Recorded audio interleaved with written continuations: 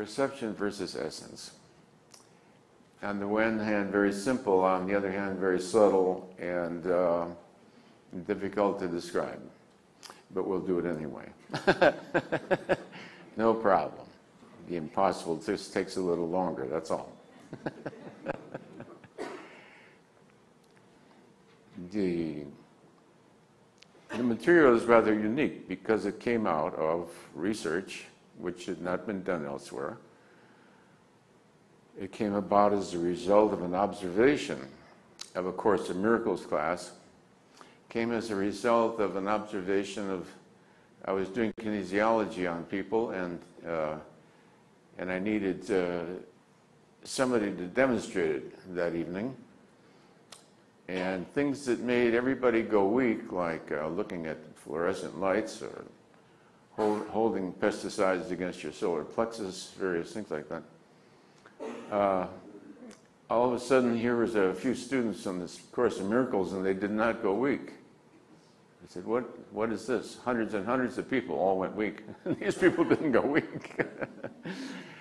And that led to the realization that there had been a movement in consciousness, and we then discovered by following new students in the course, we would test them before they took the course, then we'd test them periodically once a month. And after about the third month, all the stimuli that make everybody go weak did not make them go weak. So we had discovered a rather amazing discovery. That's clinical science, not academic science. Academic science, it doesn't even make sense. So we then discovered the whole scale of consciousness, and that launched all the research.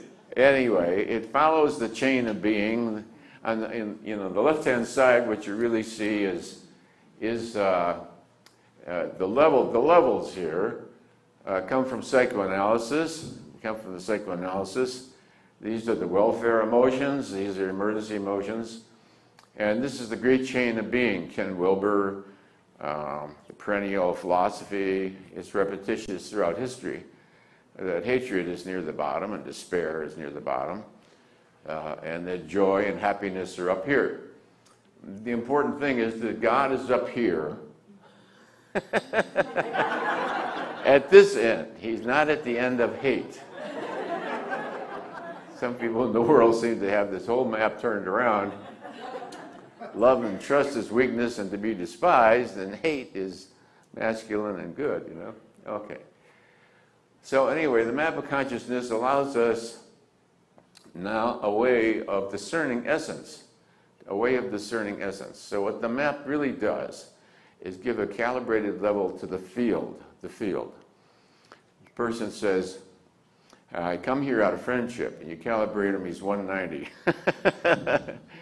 Better search him, you know. He says one thing, he looks one way, but he's up to something else. All right. So sometimes it's subliminal. Our intuition, we call it our intuition, picks up the essence, subliminal, body language, little subtle hints. If you had to put your finger on it, you can't, you know, and women are supposedly better at this than men. Do you think that's true? No, that's sexist. You can't say anything in this world today. Traditionally, women were better at intuition than men. I would say traditionally women were better at intuition in certain fields of life, and men were intuitive in other fields of life. In business, they can pick up, he's good for another grand easy. So I think women are intuitive in their world, and men we describe as intuitive in their world, you know, just, so I was trained as a boxer.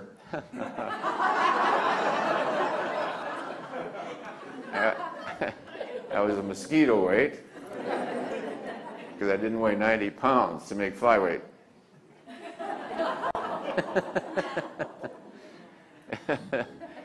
And we learned, to some degree, you learn to intuit the other person's moves.